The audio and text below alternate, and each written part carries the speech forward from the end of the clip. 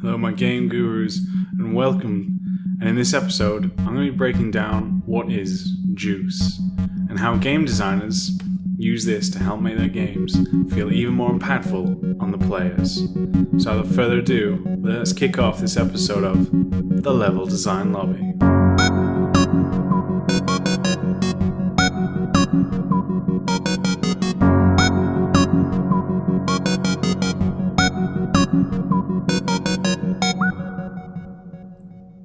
Hey everyone, I hope you're well, playing and or making the games that you all love. You're joining me, your host, Max Pears, for this special, because every episode is special, of the Level Design Lobby, where we talk about that magical juice. I'm saying juice really weird, so I apologise that even I think that sounds crazy, so I'm sorry if that made you cringe there. So, this is going to be a really cool one to me, because there's a couple of talks and articles out there already, so I will link to some of them down below, which are really great examples of juice. But I'm going to be talking about, in this episode, what is juice and how game designers use it and what effect it has on the player. I'll be using a few different examples available to show you and demonstrate juice, as well as just talking about different effects that it has as well. So yeah, I really hope you're all looking forward to this one, because to me it's been one that's been on the back of my mind. I did want to do it with a friend of mine. Sadly my friend is unavailable, so I've just decided to go this, as Jason Derulo puts it, solo. I hope that's a good reference there, otherwise I'm going to feel old. But let's just go with it. Okay, so let's talk about juice. Juice is not that fine liquid that quenches your thirst. In game design, no. Juice is about that, adding those extra layers to make a mechanic feel that extra bit more powerful and impactful on the player, allowing them to feel it and experience it on another level compared to what it originally was before. So as I said, this is one of the most important things. Generally, it comes a little bit into the polishing phase. It'll be thought about during the concept and design phase. However, it is experimented with throughout development. Sometimes you think that this is going to work, this sort of feeling of the juice already, but it might not always work. But going back to the topic on what is juice. Juice is, as I was saying, it's a feeling that impacts the mechanic to make it feel more lively and have a big impact on the player. But what it is can be taken in many different forms, such as particle effects, sounds, rumbles in the controller, colours, and just as a few examples. It takes many forms. And as I said, the reason it's important, it adds a certain extra feel to the mechanic that players will not always sense if they were just given the bare bones. We're talking about a few different examples to help highlight this point. So in episode 25, some of you may remember that I mentioned about Final Fantasy 15 and talked about the kind of juice that it has. And we're talking about Final Fantasy 15 and the dodging mechanic within Final Fantasy 15. And what that is, as well as its teleport mechanic, or should I say warping. And it's a really nice thing that they do. So the player can dodge enemies' attacks, and that can range from just Noctis moving his shoulder, or kind of warping to the left or right. Now that's cool, and a lot of games have dodge. It's not the first one, it won't be the last one to have dodge within the game. However, what it does, though, with its dodge, to make it more memorable and impactful, is that nice trail of blue particle effects. When you see that, and you see that blue and that mist, it feels really, really amazing for a couple of reasons. One, we now have this colour off. It's this nice bright blue trail. And in contrast to something where the environments tend to either be a green or a grey kind of colour, you can see that instantly. Also, when the enemy strikes and you're already out of the way and they just hit down on these particles, it makes you feel like you are, for example, if any of you, and I'm sure a lot of you do listen to this, I'm presuming, watch anime and see these big epic anime fights. It makes you feel like you're in that sort of sense because of you've not only made the enemy miss, but they've just hit this trail that you've left behind, as if they hit like the shadow or dust particle outline from you. And that's what makes that feel amazing, instantly making it stand out much more compared to just normal dodging. By adding in that trail, you have that feeling of being even more badass. Now, if we compared it to not having that trail, and not just animated and moved and go straight to the left or the right, that's okay, but it doesn't feel amazing. Now, this particle comes at most time. Any of you who's played Final Fantasy 15, you can kind of just hold on to the dodge and there's not much repercussions. You have to be facing an enemy, but it's not about timing. But now let's go back. Well, let's actually do a comparison to that of Nier instead, Nier Automata. If some of you haven't, on the YouTube channel, there is my playthroughs as well. I've done some on Twitch. So you'll be able to see me play this to kind of get a visual aid to what I'm going to say next. Because Nier does a very similar thing with this particle effect, but this time it's gold. Now, the only time you get this, though, compared to Final Fantasy 15, where you dodge at any moment and you get that nice trail off, instead with Nier Automata, what you actually have instead is basically you don't get that particle unless you time it at the right time, the very last moment, to do your quick time dodge, which then leaves the enemy exposed, rewarding the player. So if an enemy's all the way back and has just started his attack animation, and then you dodge, you won't receive this particle effect. You'll be out of the way, but that's cool. But just as they're bringing down their weapon to attack, and you then dodge, you then are rewarded with this golden glow, a particle effect, and this cool animation as well. And then also what it does is it adds a rumble into the controller, just a small one, giving even more feedback.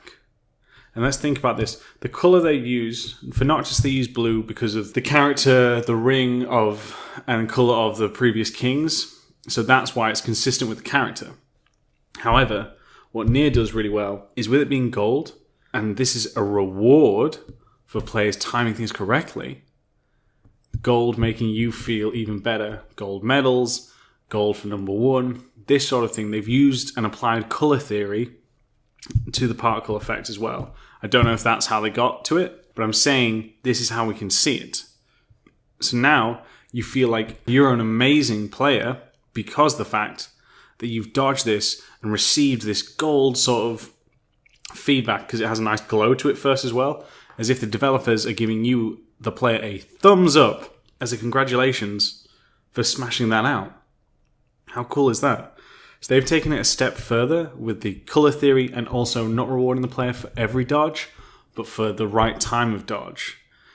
And not only that, they have the glow, a big flash of light as well as a bit of rumble in the controller to give you even more feedback. Those are 2 different dodge systems that have just added such things as particle, colour, and a rumble into the controller. That's all they've done. That is all they've done. Yet this has such a good impact in rewarding the player, making the player feel even more badass and feel that sense of mastery that's come from it. Now, as I said, if you just had a dodge where you strafed left and right, that would be okay, but it wouldn't feel amazing. And I think the reason it wouldn't feel as amazing simply is because of the fact that you just feel like a normal person in this world. Part of the reason we play games is escapism. So having the sense of you are now larger than life, you are this android or this super-powered prince. You're not only told that in the story, but adding the juice also connects that with the gameplay as well, which is amazing, which is one of the coolest things about this, for sure. So think about this. Think about the colours that you can add and add particles with it. Adding that nice sense of, again, juice to it allows the player to have even more feedback on things. Now, there are other ways as well. Such things as camera shake is one of the more popular ones used for the environment shaking as well, or that you've moved something extremely large. I haven't played, when I say the latest one, this isn't the Shadow of the Tomb Raider, it's the one before that, Rise of the Tomb Raider. When there's some puzzles that happen there and these tombs start to come down or start to move these giant cog pieces for a puzzle, adding the camera shake to them adds that sense of juice to the level as well. As we just spoke about then, we spoke about it with a game mechanic. But using such thing as a camera shake works in with the level design as well. Because now the player is not only having a feeling and sense of, oh no, the world is changing, but they can see that and feel that as it affects the camera and shakes that as well. This is one of the things I was doing when I was creating my mobile game. I had these pillars fall over, and at the beginning I just had the animation. Okay, so the player is running across the screen, and these pillars tip over in front of the player, and the player has to jump over them. But you didn't really feel the impact of the pillars. Adding this juice can also add weight to things as well. So what I did, because these were a cool element to the game, is, it's not the first one to do it for sure, but it was a nice different variety in terms of the obstacle that you were jumping over. But again, if you're just seeing a rectangle just tip over, it's not that impressive. But then when we add the smoke particles, once it lands, so it has a knock-on effect, then we hear the sound of it starting to shake, and then when it lands and collides with the floor, you hear that, so now you've got a sense of, oh, okay, something's happening. And then every time it landed, the camera would shake for the player, now making it feel even more real in a sense, have an impact knowing that the player itself has now not only felt it, but knowing that the character has felt it as well.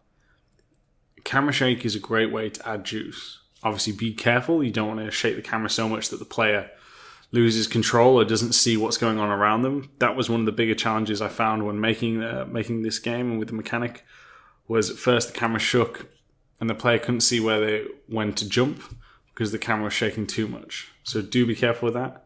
But again, it is a nice way and another tool for the players to feel the weight of the environment around them, adding this juice to it, as if you will. If you love game and level design as much as we do, then why not consider supporting Level Design Lobby on Patreon? Patreon is a crowdfunding platform that allows people to directly fund the content and creators that they love.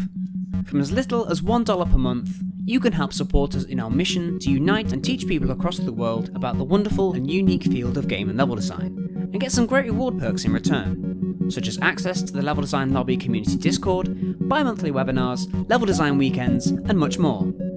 So head on over to patreon.com/Level Design Lobby for more information and to pledge your support today. Finally, we'd just like to say a massive thank you to all our current backers. It's thanks to the generous support of people like you that we are able to grow and can continue to bring you awesome, new and exciting content. So thank you. And now back to our regularly scheduled program. So those are just a couple examples of different elements that we can add. And there's a great talk. I won't talk too much about it because it gives a way better example. But they give a example of, what's it called? I think it's Brick Breaker. One of the mobile phone games that you had where you have a ball on this platform, you fire it off into the top side of the screen to break all these bricks, and it bounces back down. Now, at the time of the talk, they just show this ball coming back down and bouncing. Okay? Not much is happening. But then they start to add more things step by step, such as when they break a brick, it explodes. Then they add the sound of the explosion. Then they take it to a ridiculous height where they're adding in some crazy audio. When the ball splits off into 3 separate balls, these sort of things add it. I don't want to give too much more away because there'll be a link to the talk in the description down below. But it's amazing how just small things like this can bring the player in even further, can make the player feel even more attached and excited for what they are doing, for the objective around them and in front of them. And now we can talk about God of War, because God of War uses a lot of juice. There'll be an article about this in the link in the description below, and that is how they use the Leviathan axe. In one of the previous episodes, you will have heard me talk about having a strong core mechanic. And that by far is one of the strongest core mechanics I've seen is the Leviathan axe and how they use it within their levels, how well it is designed and designed around multiple things. It's just amazing. It's a great, great thing.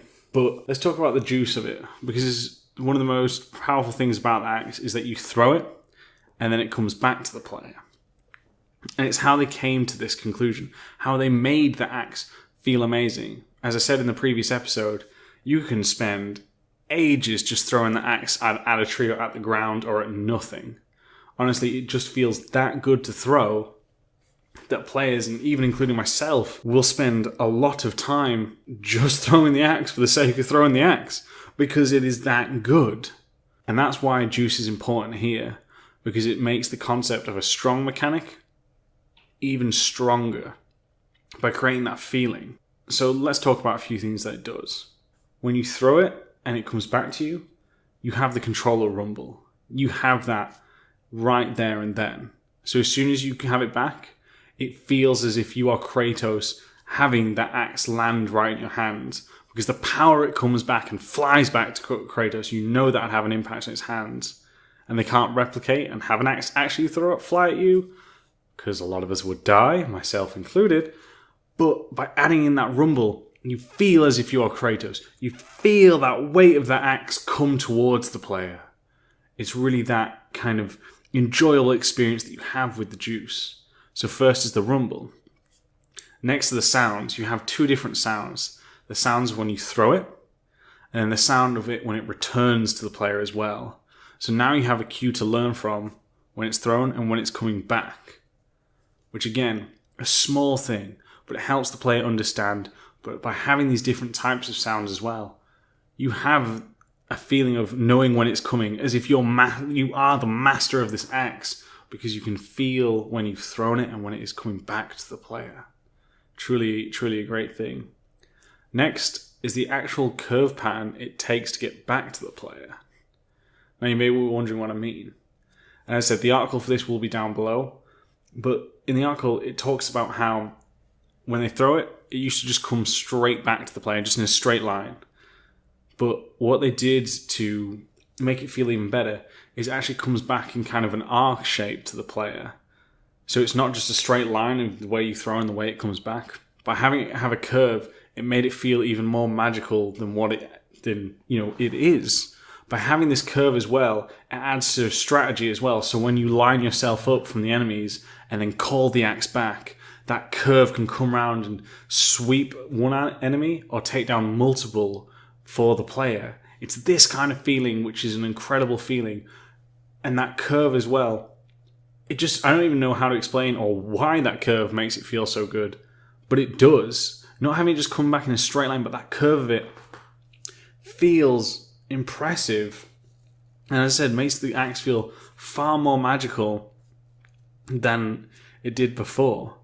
So even just altering a movement can feel just an incredible thing.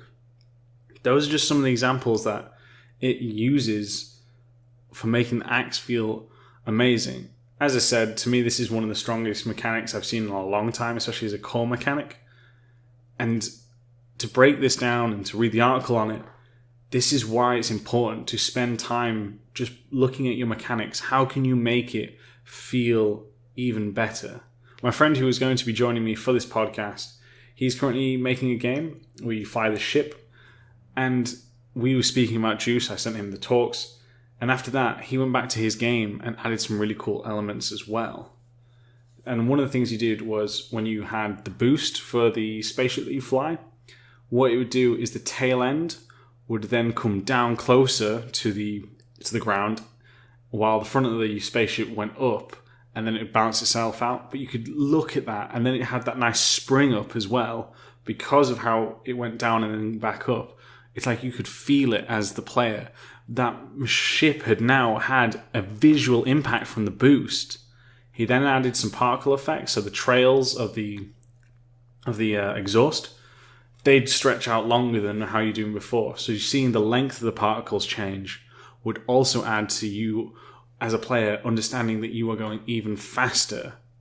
And I can say when we played it again, it felt 1,000 times better because you saw this visual impact. You experienced as if you were taking off in that ship.